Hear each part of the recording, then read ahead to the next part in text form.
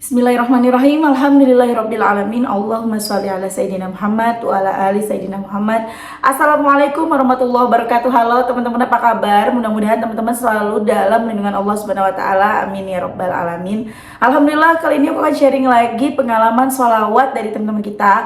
Tapi sebelumnya, buat teman-teman yang punya testimoni sholawat, silahkan kirimkan ke email aku meliza.arnelia@gmail.com. Kalau bingung caranya, ini caranya. Nah, kamu klik Gmailnya, kemudian kamu klik tulis. Nah, di kepada tuh kamu masukin atau ketik email yang kamu tuju. Email aku meliza.arnelia@gmail.com.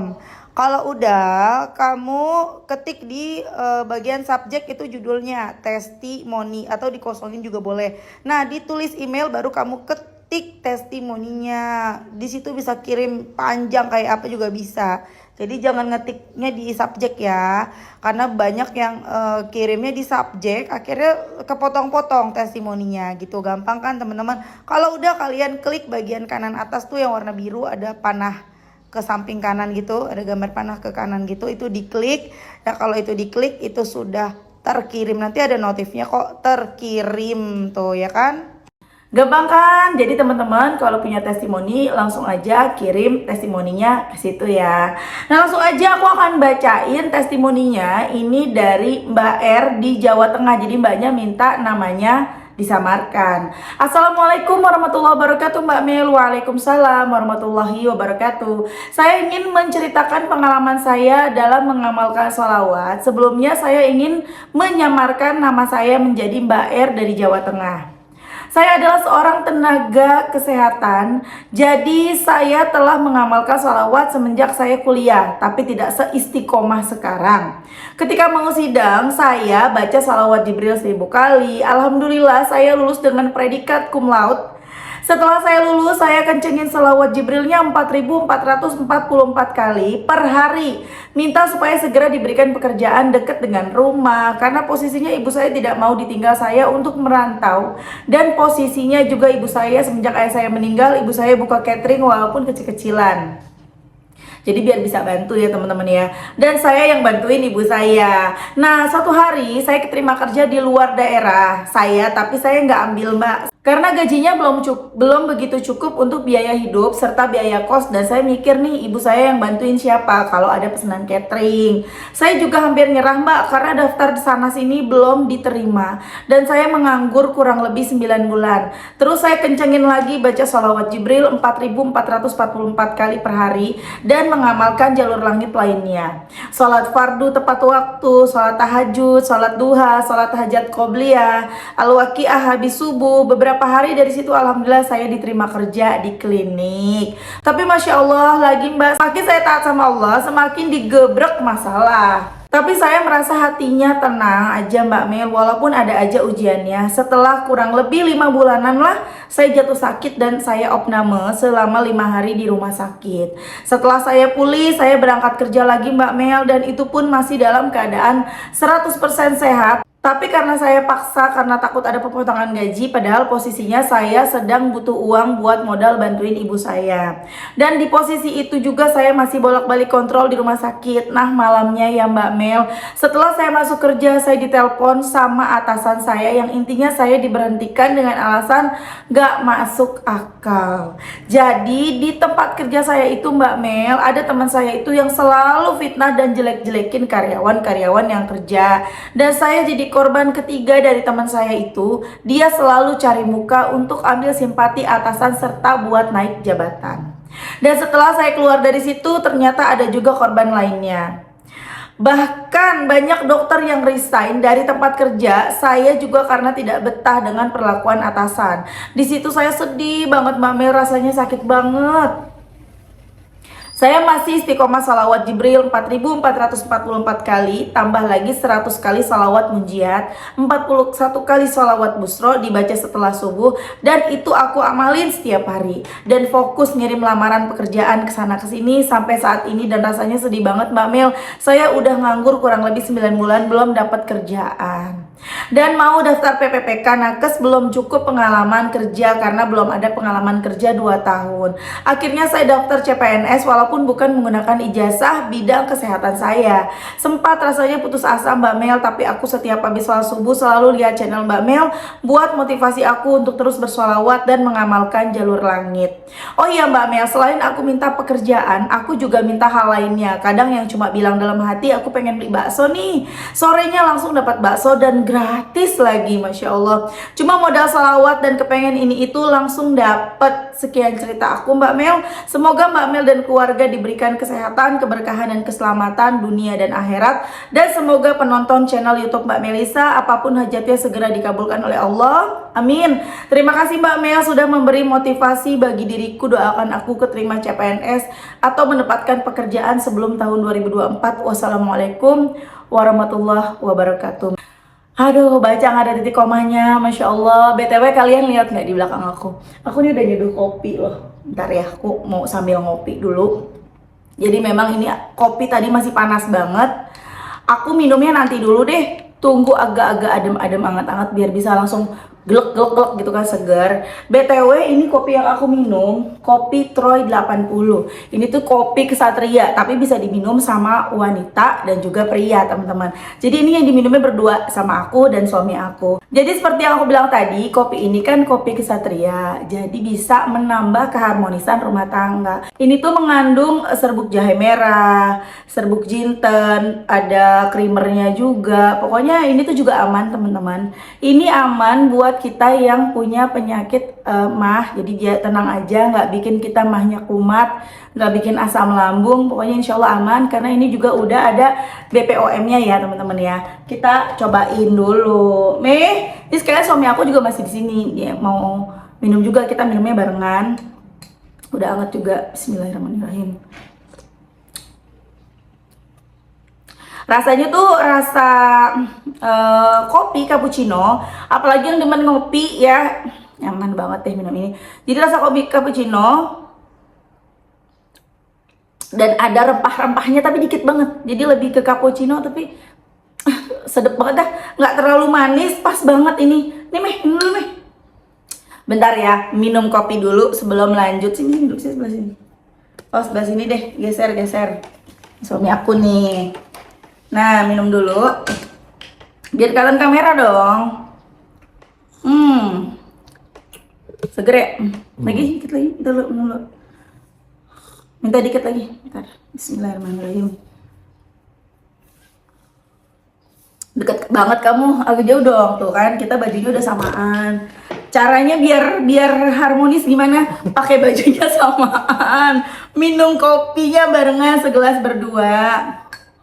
Ini teman-teman, kalau kalian mau beli, kalian langsung aja belinya ke sini ya.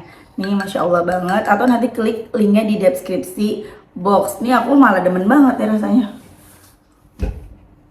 Nih, habisin. Sebelah sana aja udah. Aku Meli mau bikin video. Nah, nih tips dari aku, kan ada yang suka, Mbak Mel harmonis banget. Tips harmonisnya, pertama ya kita rajin sholawatan dong. Kalau bisa suami istri sholawatan. Kemudian jangan lupa sholatnya dibenerin, nomor 1 sholawat ya. Kemudian itu tadi ikhtiar langitnya, ikhtiar buminya apa? Salah satunya minum kopi Troy 80. Ini tuh beneran deh, kalian coba minum dan rasakan sendiri. Jadi itu bisa bikin durasi lebih lama. Yang udah nikah yang ngerti deh. Pokoknya bisa bikin stamina kamu lebih kuat lagi. Ya, jangan lupa dibeli kopi Troy 80. Nah, lanjut ke Mbak R lagi ya. Masya Allah banget Mbak R, dahsyat banget ya, the power of salawat. Kamu tuh sebenarnya selamat loh, diselamatin. Ketika kita sudah menjadi orang yang berbeda dari lingkungan kita, maka dengan sendirinya kita akan tersingkir. Kita akan nggak bareng-bareng lagi sama mereka gitu teman-teman. Misalnya nih, tadi kan mbaknya bilang, Mbak R kan temannya itu ada yang cari muka gitu ya. Emang ngeselin banget orang-orang kayak gitu ya, cari muka. Berarti kan tidak sefrekuensi sama Mbak R.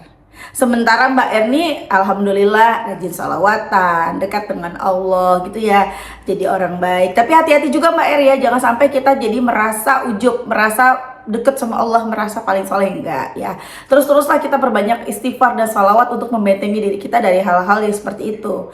Nah, jadinya sama Allah ya udah, di situ sudah tidak sefrekuensi, udah nanti dikasih yang terbaik. Yang penting sabar. Di sini kuncinya satu, mbaknya mesti ikhlas dulu. Ikhlas menerima takdir hari ini. Nggak apa-apa sekarang bantuin mamahnya dulu jualan catering, nggak apa-apa kok ya. Ya sambil berdoa terusin terus ibadahnya, harus ikhlas. Kita ngerjain semuanya, kalau nggak ikhlas percuma.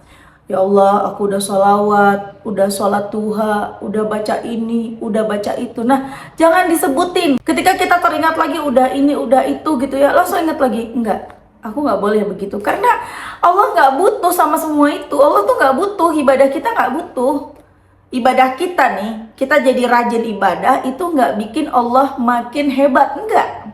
Kita nggak ibadah pun nggak bikin Allah kehebatannya turun. Enggak. Jadi nggak ngaruh apa-apa. Kita ibadah nggak ibadah, ngaruhnya ke diri kita. Makanya udah ya, jangan sampai nanti teman-teman ya, nggak cuman Mbak R ya, semuanya termasuk aku, kita ingat lagi jangan sampai kita menghitung-hitung. Maksudnya menghitung bukan maksudnya ngitung sholawat tasbih, beda ya, ini kan buat penyemangat. Tapi lebih ke nggak usah kita hitung, aku udah begini, udah gini, nggak. Ya, ciri Allah sayang sama kita, Allah tuh ngasih kita ujian. Ujian tuh terus ada, nggak mungkin nggak ada. Justru hati-hati ketika kita seneng terus hidupnya, kayaknya nggak ada ujian, seneng, enak terus. Nah itu ngeri, yang ngeri tuh yang kayak gitu, istirahat. Ya nggak? Itu yang malah ngeri. Jadi ketika kita sekarang masih diuji, oh iya Allah tuh sayang banget sama aku. Aku jadi ingat ya, masa-masa aku ngebantuin almarhumah mama aku. Dulu mama aku jualan kue. Dulu itu adalah saat-saat yang membuat aku tuh, ya Allah, kapan sih aku bisa bangun pagi? Karena kan bangunnya malam terus ya, jam 2, jam 1, kadang-kadang jam 3. Kadang-kadang aku kalau dibangunin, itu bener-bener aku nyesel banget. Aku kadang-kadang pura-pura gak denger loh. Saking aku tuh ngantuk banget gitu loh. Meli, mamaku gitu kan. Aku pura-pura gak denger. Aku lambat-lambatin bangunnya. Saking aku ngerasa capek banget sih setiap hari kayak gini gitu. Kadang-kadang kalau mama aku bangunnya kesiangan, aku sama adik-adikku tuh seneng banget. Kita kemarin habis ngobrol-ngobrol, iya aku seneng banget kalau mama lagi bangun kesiangan ya. Jadi kita tuh nggak bikin kue gitu. Padahal sekarang nih, dulu kan aku merasa sama adik-adikku merasa itu adalah momen-momen yang capek gitu loh, nggak mau kayak gini terus gitu loh. Tapi sekarang itu adalah momen yang sangat kita rindukan. Bahkan kalau aja boleh waktu itu terulang kembali, andai aja ada mesin waktu, aku pengen kembali ke masa lalu. Nggak apa-apa deh tiap hari bikin kue, bangun jam 12 malam deh. Tidur 2 jam juga nggak apa-apa deh, tidur 1 jam juga nggak apa-apa deh, asalkan bisa sama-sama lagi seperti dulu. Ada mamah aku, ada adik-adik aku, kumpul semuanya, kita sama-sama bikin kue bangun malam.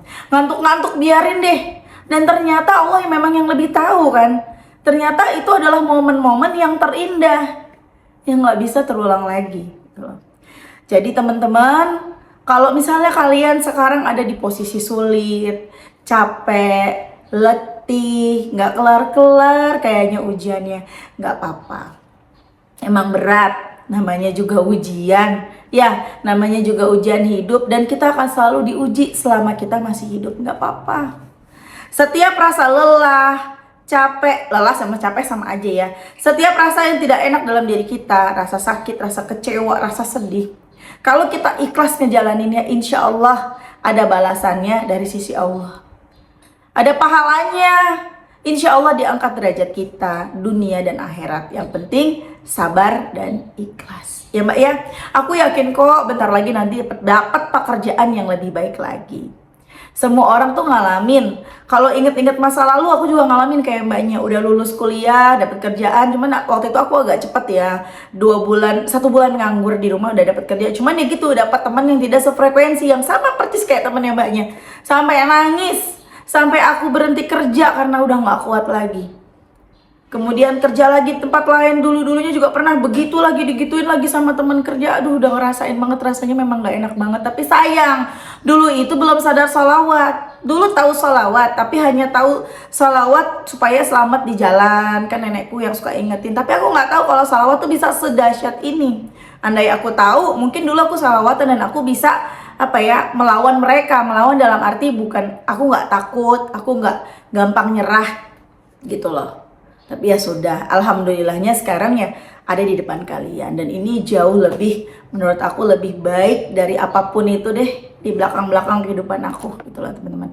Jadi sabar, akan ada masanya buat Mbak R dapat pekerjaan terbaik. Pokoknya bisa nyenengin ibu, bahkan bisa umrohin ibu, bisa berangkatin haji ibu. Nggak ada yang nggak mungkin bagi Allah. Ya Mbak R ya, semangat. Nikmati hari-harimu bersama ibumu saat ini. Teruslah menjadi anak yang baik, teruslah bersolawat. Jangan dihitung-hitung, insya Allah akan ada masanya. Semuanya akan baik-baik aja, semuanya akan terwujud apa yang menjadi cita-cita kamu. Mudah-mudahan nanti lulus CPNS. Tapi kalau misalnya nggak lulus, jangan berkecil hati. Pokoknya Allah tuh tahu yang terbaik buat hamba-hambanya. Terapkan loa, mulailah scripting. Terima kasih Allah, aku dapat pekerjaannya begini, tulis. Alhamdulillah ya Allah, akhirnya aku bisa nyenengin ibuku nggak catering lagi. Atau alhamdulillah ya Allah, sekarang udah ada yang bantuin, ibuku udah punya karyawan. Gitulah. Ya Mbak ya, semangat terus ya. Oke, terima kasih teman-teman udah nonton. Semoga bermanfaat dan jadi motivasi buat teman-teman. Kita doakan semoga Mbak R terwujud cita-citanya, segera pulih badannya, istiqomah terus selawatnya. Begitu juga dengan teman-teman. Semoga teman-teman doa-doanya segera dijabah sama Allah, utang-utangnya juga lunas, lancar rezekinya. Amin amin ya rabbal alamin. Assalamualaikum warahmatullahi wabarakatuh.